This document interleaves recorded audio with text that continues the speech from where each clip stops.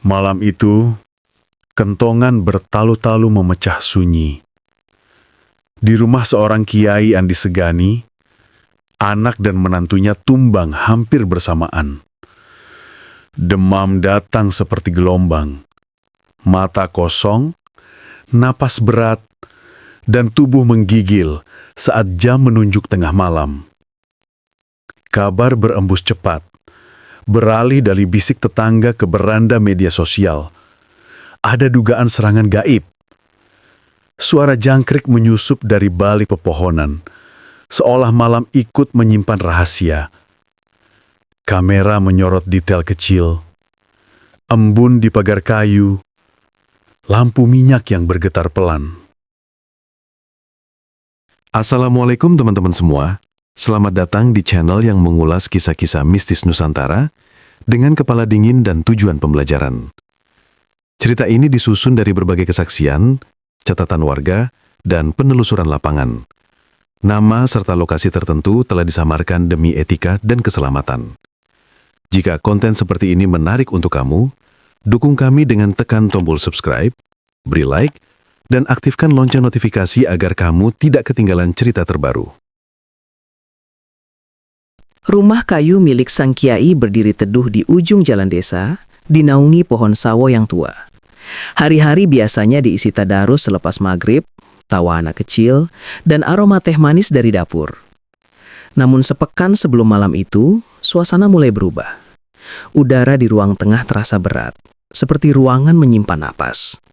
Burung tekukur yang biasa bertengger di pagar mendadak meronta tiap lewat pukul 11 malam, lalu senyap saat azan subuh.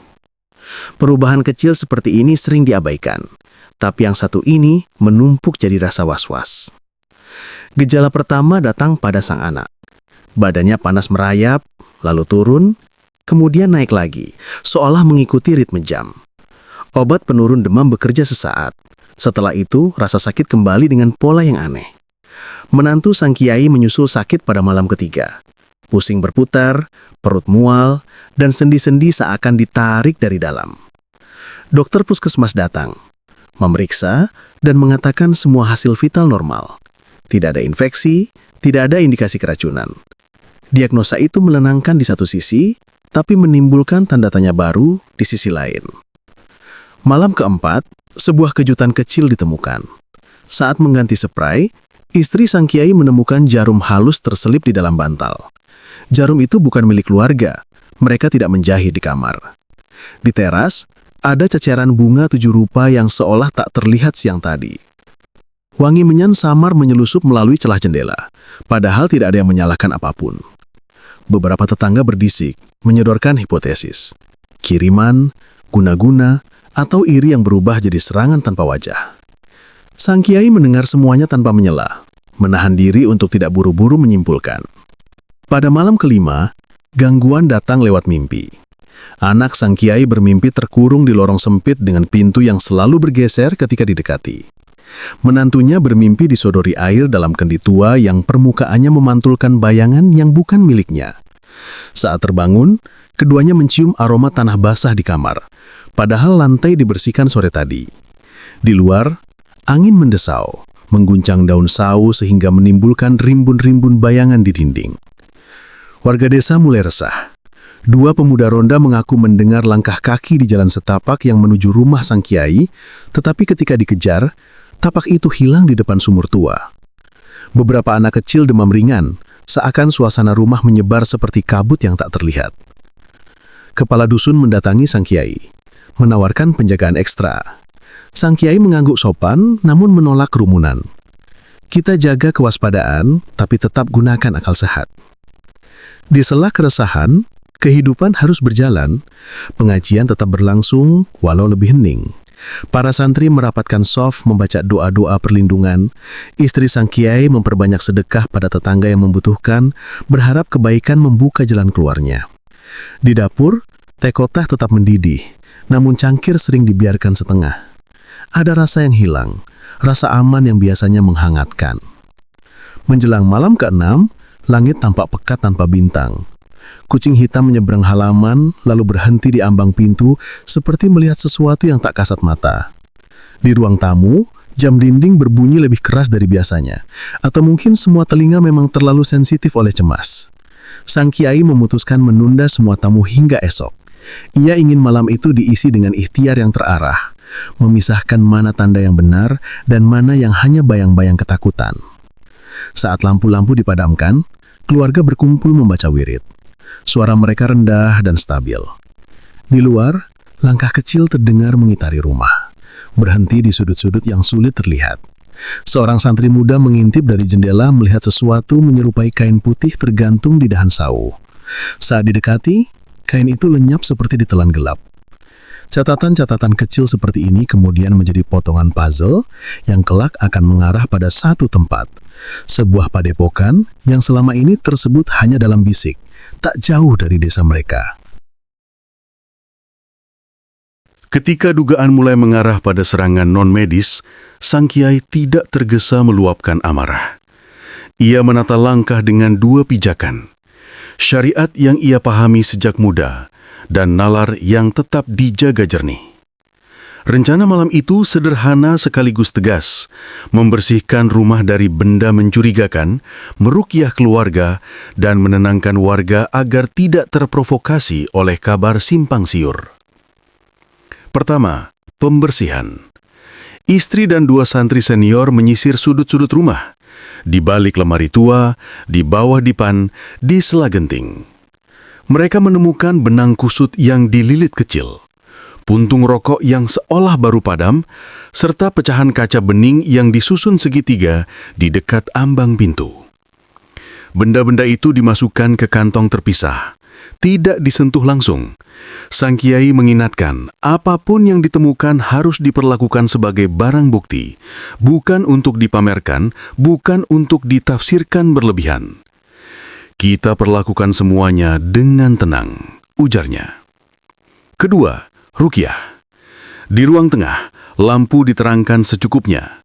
Ayat-ayat perlindungan dilantunkan pelan namun mantap, ritmenya menenangkan. Ketika bacaan memasuki bagian tertentu, menantu sang kiai mengeluh dada sesak dan mual. Sebuah baskom disiapkan. Tak lama, ia memuntahkan gumpalan gelap yang bercampur serpihan kecil seperti paku. Semua yang hadir terperangah, tetapi sang kiai meredam reaksi dengan isyarat tangan. Fokus pada doa, katanya. Gumpalan itu dibungkus rapat, disimpan untuk dianalisis kemudian, bukan untuk memancing kepanikan. Ketiga, komunikasi. Sang kiai meminta kepala dusun mengumpulkan beberapa tokoh warga untuk penjelasan singkat.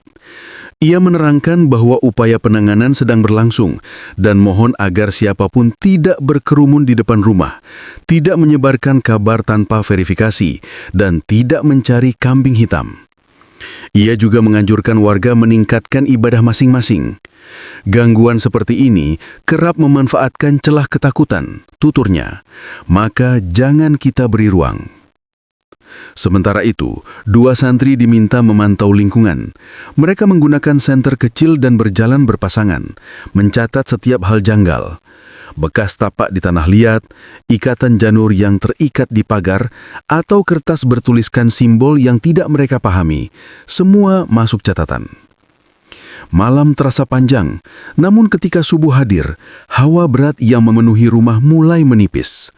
Anak sang kiai dapat tidur lebih pulas dari hari-hari sebelumnya. Paginya, sang kiai menemui seorang teman lamanya, seorang praktisi pengobatan tradisional yang paham betul batasan, menolak segala praktik menyimpang.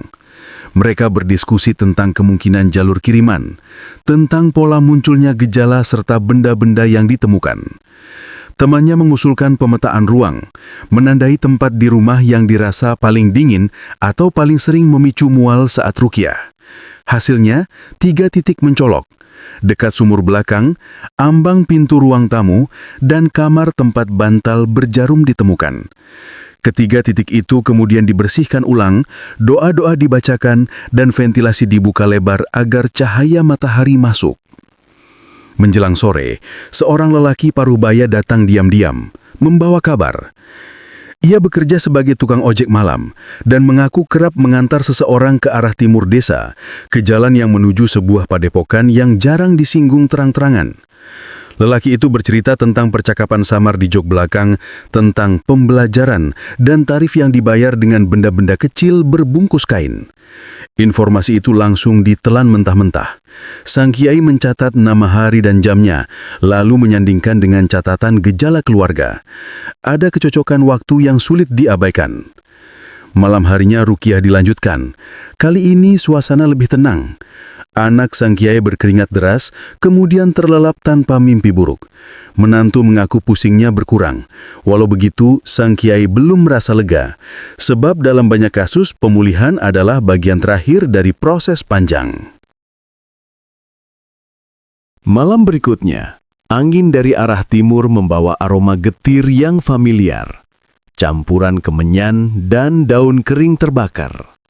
Dua santri senior, Hasan dan Mujib, melaporkan pengamatan. Di tikungan dekat kebun singkong, mereka menemukan potongan kain hitam dengan simpul-simpul kecil. Di bawahnya, tanah seperti pernah digali tipis lalu ditutup lagi. Catatan sang tukang ojek mengarahkan perhatian ke jalan sempit menuju sebuah padepokan yang dulu dikenal sebagai tempat belajar ilmu kebatinan. Bukan semua yang berkunjung berniat buruk, namun kabar miring beberapa bulan terakhir membuat tempat itu dijauhi. Sang kiai memutuskan untuk meninjau langsung, tidak dengan rombongan besar, melainkan hanya bersama dua santri senior. Ia ingin menghindari kesan penyerangan, sekaligus mencegah warga terpancing emosi.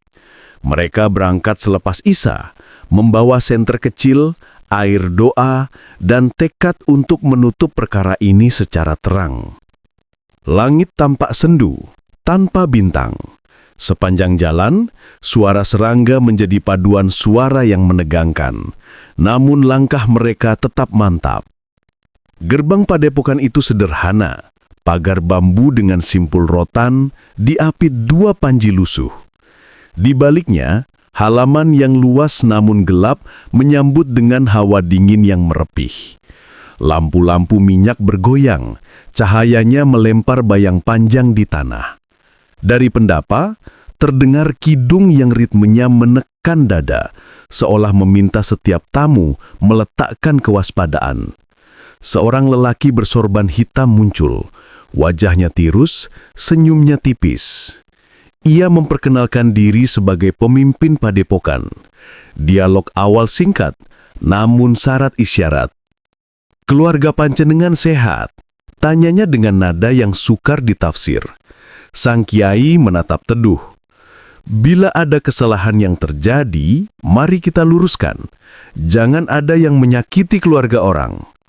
Lelaki itu mengubah posisi berdiri, seperti menakar lawan bicara. "Tamu harus hormat pada rumah yang didatangi." Balasnya sang kiai tersenyum tipis. "Hormat itu kewajiban, zalim adalah urusan lain." Hasan menangkap detail yang mengusik. Di sudut pendapa ada rak berisi kendi tua, gulungan kain, dan botol kecil yang di dasar cairannya tampak endapan coklat. Di pilar terpaku segel dari kulit kayu dengan simbol yang tidak umum. Sementara itu, Mujib menyadari hawa berubah lebih dingin ketika mereka mendekati ruangan sebelah kiri, seperti ada angin yang terus mengalir dari celah lantai. Agar tidak menimbulkan kegaduhan, sang kiai mengajukan usul mediasi. Pihak padepokan dipersilahkan menjelaskan aktivitasnya, dan pihaknya akan memaparkan temuan di rumah selama sepekan. Lelaki bersorban itu tampak tak nyaman, tetapi menyetujui dengan syarat pembicaraan dilakukan malam itu juga. Ketika langit lebih jujur, katanya. Mereka duduk melingkar. Segelas teh panas dihidangkan, namun aromanya getir dan menimbulkan rasa peringatan pada santri. Teh itu dibiarkan mendingin tanpa tersentuh. Saat penjelasan dimulai, kesan pertama yang muncul adalah kerumitan istilah. Pemimpin padepokan menyebutkan proses-proses yang katanya bertujuan penyelarasan. Tetapi daftar benda yang digunakan, kain kafan mini, tanah dari makam, logam kecil yang ditanam di ambang, tidak cocok dengan klaim pengobatan. Sang kiai meminta kejelasan. Apakah pernah ada warga dari desanya yang datang memesan sesuatu? Jawaban yang melipir menambah curiga. Hasan mencatat tiap kalimat di buku kecil, menggarisbawahi waktu-waktu tertentu yang kebetulan berdekatan dengan jam serangan di rumah.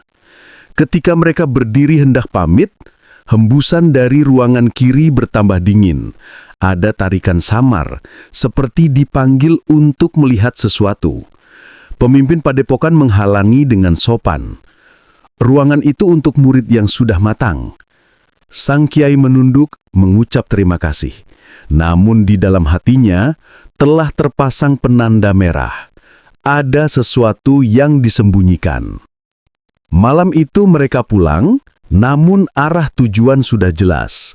Jika serangan benar berasal dari tempat ini, maka penyelesaiannya tidak boleh menunggu lama. Kabar akan adanya ritual besar di padepokan menyebar di kalangan warga. Untuk mencegah kerumunan, sang kiai memilih datang lagi hanya dengan Hasan dan Mujib. Malam Jumat adalah waktu yang kerap disucikan, sekaligus sering dimanfaatkan untuk menguatkan niat, baik atau buruk. Mereka berwudu di surau kecil dekat kebun, lalu melangkah dalam tenang. Di pendapa, asap kemenyan menebal. Kidung bergema lebih keras. Para pengikut bergerak dalam pola yang teratur, menabur serbuk di sudut-sudut lantai. Di balik tirai, beberapa benda disusun. Keris kecil, kain kafan mungil, botol berisi minyak dan tanah kubur. Ritual mencapai puncaknya ketika pemimpin padepokan mengetukkan tongkat pada lantai 3 kali. Hawa menekan dada, membuat napas pendek. Hasan merapatkan bacaan doa, Mujib memegang botol air doa, dan sang kiai memimpin lantunan ayat dengan suara yang jernih. Pada saat itu, sesuatu bergetar di rak pusaka. Kendi-kendi tua berdenting halus, seolah ada gelombang yang menabrak dari dalam. Bacaan doa semakin ditegaskan, menutup celah rasa gentar. Beberapa murid padepokan terhuyung dan menjerit, seperti ada beban yang dicabut dari bahu mereka. Pemimpin padepokan berusaha mengimbangi dengan seruan mantra, namun suaranya terdengar sumbang, tak lagi mantap. Asap pekat tiba-tiba mengental, merambat ke arah tamu seperti kabut yang ingin menutup pandangan. Sang kiai menutup mata sejenak, menengadahkan tangan dan memohon perlindungan. Bacaan mencapai puncak, seisi ruangan seakan ditarik dalam dua arus yang berlawanan. Satu berusaha menjerat, satu lagi melepaskan. Di momen itu, terdengar dentum dari arah ruang kiri, tempat yang sebelumnya dilarang dimasuki.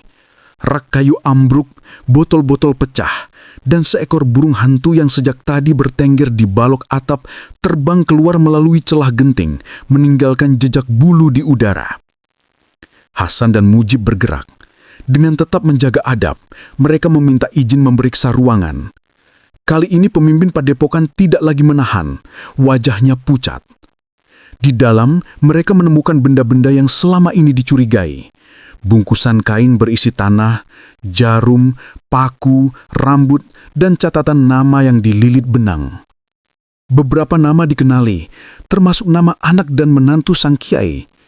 Semua barang disaksikan bersama, dibungkus untuk dibawa keluar, agar tidak terjadi fitnah. Wajah murid-murid yang menyaksikan tampak berubah. Kebanggaan mereka runtuh di hadapan bukti. Tidak ada teriakan kemenangan. Sang kiai menahan diri dari kata-kata yang bisa mempermalukan. Kita hentikan di sini. Tidak ada lagi praktik menyakiti orang lain. Jika ini diteruskan, akan ada konsekuensi hukum dan sosial. Pemimpin padepokan menunduk, tangan gemetar memegang tongkat. Ia berusaha bertahan dengan menyebut tradisi, namun tradisi tidak pernah membenarkan kezaliman. Kidung dihentikan, asap dibiarkan padam. Para pengikut duduk diam, sebagian menangis pelan.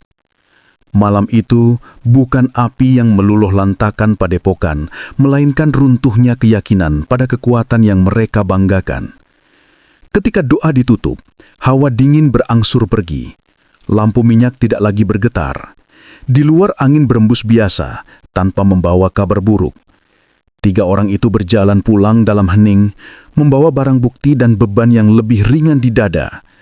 Suara jangkrik menyusup dari balik pepohonan, seolah malam ikut menyimpan rahasia. Kamera menyorot detail kecil, embun di pagar kayu, lampu minyak yang bergetar pelan. Langkah-langkah warga terdengar ragu, namun rasa ingin tahu membuat mereka tetap mendekat. Narasi akan terus berhati-hati karena setiap nama dan tempat telah disamarkan demi etika. Detak jam dinding menjadi ritme yang menegangkan, memecah hening yang menebal. Dalam situasi seperti ini, keberanian dan ketenangan menjadi kunci untuk menjaga akal sehat. Kisah ini dirangkai dari berbagai kesaksian yang saling menguatkan, lalu dipadukan secara hati-hati. Pagi harinya, kabar menyebar cepat. Padepokan sepi. Beberapa murid memilih pulang ke rumah masing-masing. Ada yang kembali ke orang tua, ada yang menemui guru agama setempat untuk meminta bimbingan. Pemimpin padepokan datang ke rumah sang kiai dengan langkah gontai. Wajahnya lesu, matanya bengkak. "Saya hilaf," katanya lirih. "Saya terbawa oleh rasa ingin diakui. Saya janji menghentikan semua ini." Sang kiai memintanya duduk, menawarkan segelas air. Tidak ada amarah yang meledak, hanya ketegasan yang lembut. "Meminta maaf itu awal yang baik," ujar sang kiai. "Namun harus ada langkah nyata." Mereka menyepakati beberapa hal. Padepokan dihentikan sementara, alat-alat praktik diserahkan untuk dimusnahkan, dan murid-murid yang ingin belajar diarahkan ke jalur yang benar. Mengaji, bekerja, dan membantu warga. Kepala dusun dilibatkan sebagai saksi agar tidak ada kecurigaan. Kesepakatan ditulis, ditandatangani, lalu dibacakan di hadapan beberapa tokoh masyarakat. Kondisi di rumah sang kiai membaik. Anak dan menantu bangun dengan mata jernih. Wajah tidak lagi pucat. Nafsu makan kembali. Tidur menjadi lebih nyenyak.